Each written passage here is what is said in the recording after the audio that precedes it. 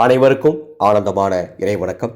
ஆனந்தம் மலரட்டும், ஆனந்த ஒளி பரவட்டும். ஆன்மீக சிவசொந்தங்களே, உங்களுக்கு ஏற்பட்ட அவமானங்கள், உங்களுக்கு உள்ள அவப்பெயர் நீங்க ஓர் அற்புதமான முருகப்பெருமானின் வெற்றிலை வழிபாடு. இந்த ஆடியோவை கேட்கறதுக்கு முன்னால் உங்களுக்கு ஒரு உறுதி நான் சொல்கிறேன். என்ன தெரியுமா? நான் சொல்கிற இந்த வெற்றிலை வழிபாட்டை நீங்கள் செஞ்சீங்கன்னா அருமையான பலன் கிடைக்கும், கைமேல் பலன் கிடைக்கும். ஆனால் நம்பிக்கையோடு செய்யணும், முழு நம்பிக்கையோடு செய்யணும். ஆடியோவை முழுசாக கேளுங்க. அன்பான சொந்தங்களே, தாய்க்கு வலிக்காது என்று நினைப்பது பிள்ளைகளினுடைய குணம். பிள்ளைகள் வலி தாங்காது என்று நினைப்பது தாயின் குணம். தாயை போற்றுங்கள், தாயை மதியுங்கள், தாயை வணங்குங்கள். நீங்கள் வாழ்க்கையில் நன்றாக இருப்பீர்கள்.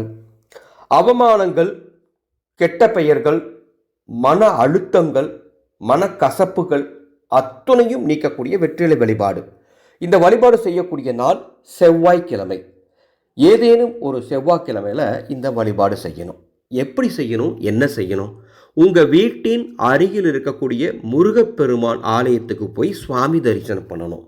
அப்படி போகும் பொழுது உங்கள் வீட்டிலேயே அமர்ந்து 54 வெற்றிலைகளை வெள்ளை நிற நூல் கொண்டு மாலையாக தொடுத்து 54 வெற்றிலைகளை, அந்த வெற்றிலையில் பாக்கு வைத்து கட்டுவதாக இருந்தால் கட்டுங்க, அல்லது வெற்றிலை மட்டும் கட்டுறதா இருந்தாலும் கட்டலாம். அது உங்கள் சூழலுக்கு தகுந்த மாதிரி நீங்கள் முடிவெடுத்துக்கோங்க.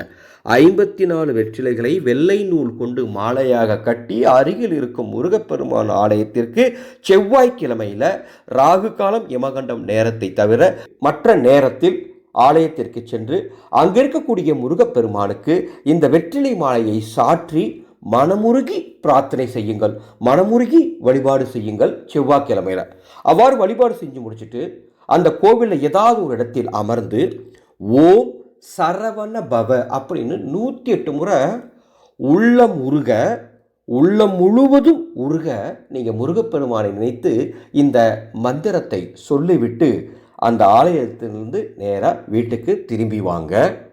அருமையாக இருக்கும், அருமையாக இருக்கும். உங்களுக்கு இருக்கக்கூடிய எல்லா கெட்ட பேரும் மாறி நீங்கள் பட்ட அவமானத்துக்கெல்லாம் ஒரு பதில், நல்ல பதிலாக உங்களுக்கு கிடைக்கும்.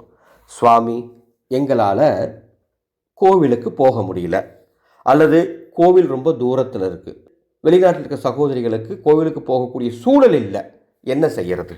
வீட்டிலேயே செய்யலாம். எப்படின்னா, உங்கள் வீட்டில் இருக்கக்கூடிய முருகப்பெருமான் படம் அல்லது முருகப்பெருமான் சிலைக்கு நான் சொன்ன மாதிரி 54 வெற்றிலைகளை வெள்ளை நூல் கொண்டு மாலையாக கட்டி முருகப்பெருமானுக்கு சாற்றி அந்த முருகப்பெருமானுக்கு பால் பாயாசம் நெய்வேத்தியமாக வைத்து, அல்லது ஏதேனும் இனிப்புகள் கூட வச்சுக்கோங்க. நான் பால் பாயாசம் வச்சா ரொம்ப சிறப்பு, அல்லது தேன் வைங்க, அல்லது ஏதேனும் இனிப்புகளை நெய்வேத்தியமாக வைத்து இந்த மந்திரத்தை 108 முறை சொல்லி தூபதீபம் காட்டி முருகப்பெருமானை வணங்குங்கள். அந்த வெற்றிலை மாலை ஒரு 2 நாள் வரைக்கும் இருக்கட்டும். காய்ந்த பிறகு நீங்கள் எடுத்து அப்புறப்படுத்திடலாம். இந்த வழிபாட்டை வீட்டில் செய்தால் கூட நான் சொன்ன நல்ல பலன்கள் அப்படியே உங்கள் குடும்பத்துக்கு நடக்கும். நம்பிக்கையோடு செய்யுங்கள். உங்களுக்கு தெரிந்த அத்துணை பேருக்கும் பகிர்ந்து கொள்ளுங்கள். அன்பு சொந்தங்களே, பணப்பிரச்சனை தீர, பண கஷ்டங்கள் தீர 48 நாள் ஆன்மீக தவம் மேற்கொள்ள தயாரா? எந்த கட்டுப்பாடும் இல்லாமல் தொடர்ந்து 48 நாட்கள் உணவு கட்டுப்பாடு, மாதவிலக்கு கட்டுப்பாடுன்னு எந்த கட்டுப்பாடும் கிடையாது. 48 நாள் தொடர் தவத்தை மேற்கொண்டால் உங்களது எல்லா பணப்பிரச்சனையும் தீரும். இந்த அற்புதமான ஆன்மீக தவ பயிற்சியை மேற்கொள்ள என்னுடைய வாட்ஸ்அப் நம்பருக்கு தொடர்பு கொள்ளுங்கள். தனிப்பட்ட முறையில் இந்த பயிற்சியை எடுத்துக்கொள்ளலாம். விருப்பம்னா கட்டண விவரம் தருகின்றோம். கட்டணத்தை செலுத்தி பயிற்சி எடுத்துக்கொள்ளுங்கள். ஒரு அற்புதமான தகவல், நமது ஆனந்தோலி அன்ன சேவா குழு ஒவ்வொரு நாளும் சிறப்பாக அன்னதானத்தை செய்து கொண்டிருக்கின்றது. அந்த வகையில் வருகின்ற மாசி மகா சிவராத்திரி மார்ச் 8ஆம் தேதி சுமார் 1000 சிவபக்தர்களுக்கு உணவு தானம் தருவதற்கு ஏற்பாடு நடந்துகிட்ருக்கு. உங்கள் குடும்பம் சார்பாக ஒரு சிவபக்தருக்கு ஆகும் உணவு செலவை எடுத்துக்கொள்ள வேண்டும் என்று அன்போடு கேட்டுக்கொள்கின்றேன். இந்த வீடியோக்கு கீழே டிஸ்கிரிப்ஷன் பாக்ஸில் எங்களது அறக்கட்டளையின் வங்கி கணக்கின் மற்றும் கூகுள் பே, ஃபோன்பே நம்பர் தரப்பட்டுள்ளது. மீண்டும் அடுத்த ஒரு ஆன்மீக தகவலோடு சந்திக்கிறேன். ஆனந்தம் மலரட்டும், ஆனந்த ஒளி பரவட்டும்.